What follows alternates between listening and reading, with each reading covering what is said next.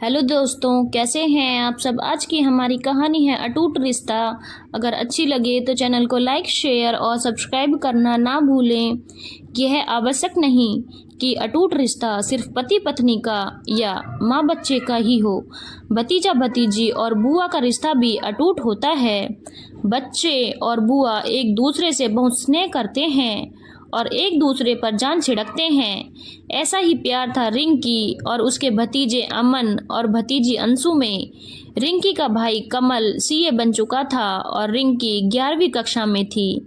CA बनने के लगभग 2 साल बाद जब कमल की मां ने उसके विवाह के लिए बात चलाई, तब कमल ने अपनी मां को अपनी पसंद की लड़की के बारे में बताया। कमल के पिताजी कुछ साल पहले ही गुजर चुके थे। मां ने उसकी पसंद की लड़की पायल के माता पिता से रिश्ते की बात चलाई। दोनों पक्ष राजी थे। चट मंगनी और पट ब्याह संपन्न हुआ। रिंकी बहुत खुश थी कि उसे पायल भाभी के रूप में एक प्यारी सहेली मिल गई है। धीरे धीरे समय बीता। पायल ने एक पुत्र को जन्म दिया जिसका नाम अमन रखा और अमन जब 1 वर्ष का था तब अमन की दादी अचानक चल बसी। 2 साल बाद अंशु का जन्म हुआ। अब तक रिंकी भी प्राइमरी स्कूल की टीचर बन चुकी थी। माँ तो गुजर चुकी थी और कमल को रिंकी की शादी की चिंता थी। उसने एक बार इस बारे में रिंकी से बात की। रिंकी ने मना कर दिया। रिंकी स्कूल से आकर अमन और अंशु के साथ पूरा समय बिताती थी। उनके साथ खूब खेलती, उनको अपने हाथ से खाना खिलाती, उनकी देखभाल करती, उन्हें नई नई पोयम्स सिखाती। बच्चे भी बुआ बुआ करते थकते नहीं थे। कमल और पायल को कहीं जाना होता तो बेफिक्र होकर चले जाते, क्योंकि बच्चों को तो रिंकी बड़े आराम से संभाल लेती थी। रिंकी अपनी सैलरी में से बच्चों के लिए कपड़े, चॉकलेट और कभी कभी खिलौने भी ले आती थी। रोज शाम को बच्चों को गार्डन में झूला झुलाने ले जाती थी। उनकी प्यारी प्यारी और भोली भोली बातें उसे बहुत अच्छी लगती थी। बच्चे भी अगर किसी दिन रिंकी को नहीं देखते तो बुआ कहाँ गई कहकर पूरा घर खोज लेते थे। थोड़े समय बाद कमल ने फिर से रिंकी को शादी के लिए पूछा। तब रिंकी ने शर्माते हुए बताया कि उसके साथ पढ़ाने वाले शोभित ने उसे एक दिन शादी के लिए प्रपोज किया था, पर मैंने उसे अभी कोई जवाब नहीं दिया है। कमल ने शोभित से मिलने की इच्छा जताई। शोभित के घर में केवल उसकी माताजी ही थी। शोभित और उसकी माताजी कमल को बहुत ही सभ्य और संस्कारी लोग लगे। उन लोगों ने रिश्ता पक्का करके सगाई का दिन तय कर लिया। सगाई वाले कार्यक्रम में शोभित जब तैयार होकर आया तब बहुत ही स्मार्ट लग रहा था।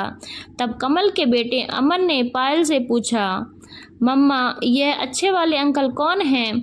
पायल ने कहा, बेटा यह आपके फूफा जी हैं, रिंकी बुआ के होने वाले पति। अब बुआ शादी करके इनके साथ ही रहेगी। इसके बाद बच्चा अमन पूरे टाइम उदास रहा और शोभित को थोड़ी थोड़ी देर में घूर रहा था। सभी मेहमानों के बीच शोभित ने अमन को गोद में बिठाते हुए कहा, बेटा अमन आप हमें गुस्से में क्यों देख रहे हो? अमन ने कहा, क्योंकि आप अच्छे अंकल नहीं हो। शोभित ने कहा, ऐसा क्यों? हमने क्या किया है बेटा? अमन बोला, क्योंकि आप हमारी बुआ को ले जाओगे और वह आपके साथ रहेगी। सभी लोग बच्चे के भोलेपन पर हंस पड़े और फिर उसे समझाया कि जब भी आप बुआ को फ़ोन करोगे बुआ आपके पास आ जाएगी। तब जाकर अमन की नाराज़गी दूर हुई। शादी हुई। रिंकी ससुराल चली गई। बच्चे रिंकी को और रिंकी बच्चों को बहुत याद करती थी। रिंकी कभी कभी स्कूल की छुट्टी होने पर दोपहर में स्कूटी उठाकर मायके बच्चों से मिलने आ जाती थी। बच्चों के साथ 1 डेढ़ घंटा बिताकर वापस चली जाती थी। उसकी सास को इस बात का पता था। शादी के कुछ महीने बाद एक बार शोभित अपने दोस्त से मिलने गया। वापसी में उसकी बाइक के सामने अचानक एक कुत्ता आ गया और उसे बचाने के चक्कर में शोभित का बैलेंस बिगड़ गया और वह गिर गया।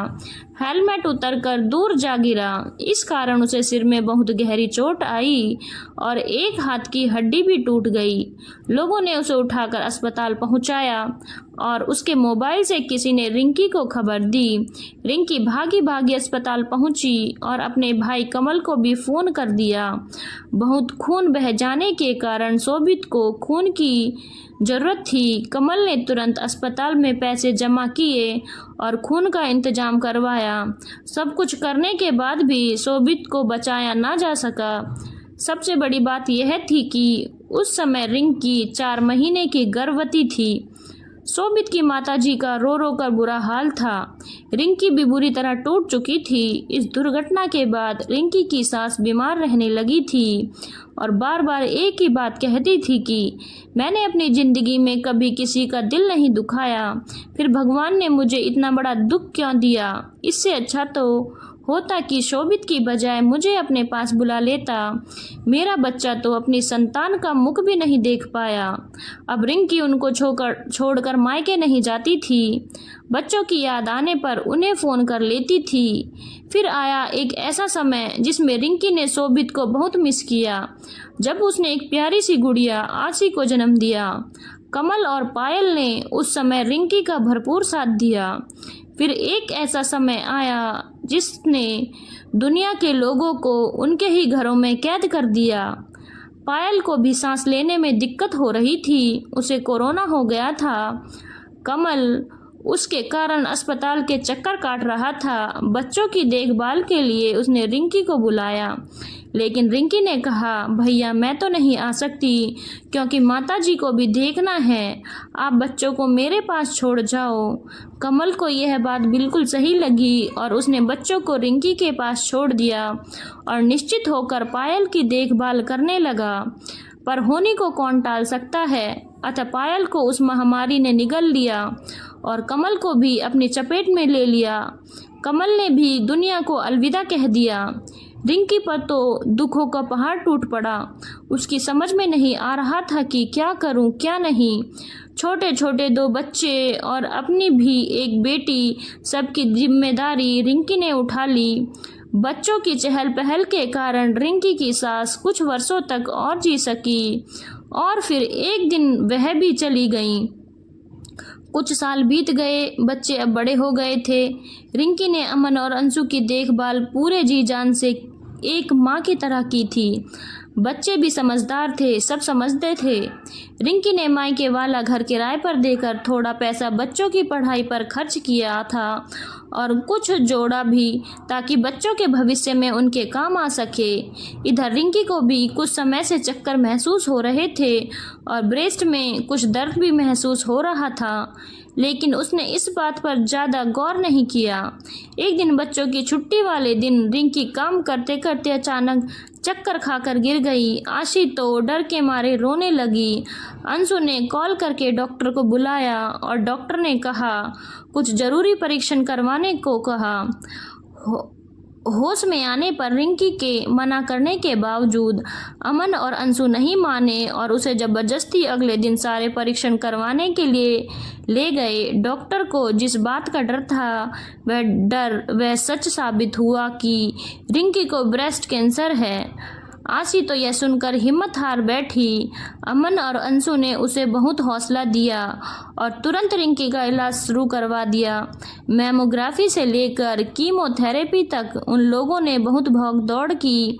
दोनों ने बुआ की हर तरह से सेवा की। रिंकी को लग रहा था कि वह बचेगी भी या नहीं, लेकिन बच्चों ने उसे कभी निराश नहीं होने दिया और हमेशा सकारात्मक बातें करके हिम्मत देते थे। आखिर स्नेह की जीत हुई और कैंसर हार गया और साथ ही बुआ से बच्चों का अटूट बंधन और भी अटूट हो गया था। धन्यवाद दोस्तों। अगर आपको कहानी अच्छी लगी हो तो चैनल को लाइक, शेयर और सब्सक्राइब करना ना भूलें।